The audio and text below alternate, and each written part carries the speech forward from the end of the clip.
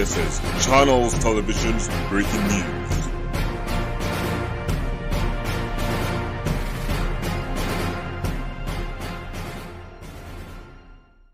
Dhule police अधीक्षक कार्यालयातील लिपिक एसीबीच्या जाळ्यात।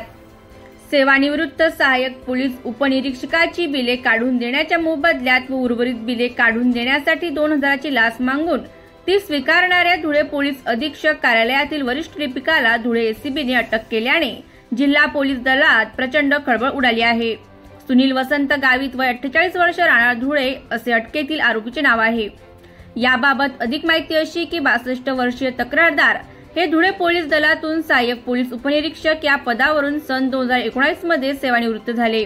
त्यांनी सेवानिवृत्तीनंतर त्यांची राहिलेली बिले मंजूर होण्यासाठी दिनांक 10 जुलै 2024 रोजी पोलीस अधीक्षक धुळे कार्यालयात अर्ज केला होता।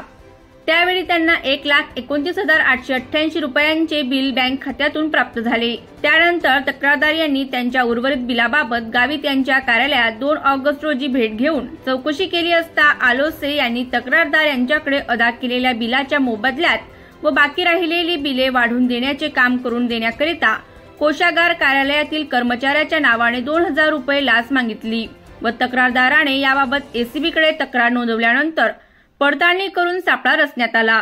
मंगळवारी दुपारी लाच स्वीकारताच गावित यांना अटक करण्यात आली। त्यांच्या विरोधात धुळे शहर पोलिसात गुन्हा दाखल करण्यात आला आहे। सदर सापळा धुळे एसीबीचे पोलीस उपअधीक्षक सचिन साळुंके यांच्या मार्गदर्शनाखाली पोलीस निरीक्षक रुपाली खांडवी, हवालदार राजन कदम, नाईक संतोष पावरा व त्यांच्या पथकाने यशस्वी केला आहे। ब्युरो रिपोर्ट, लोक बातमीदार।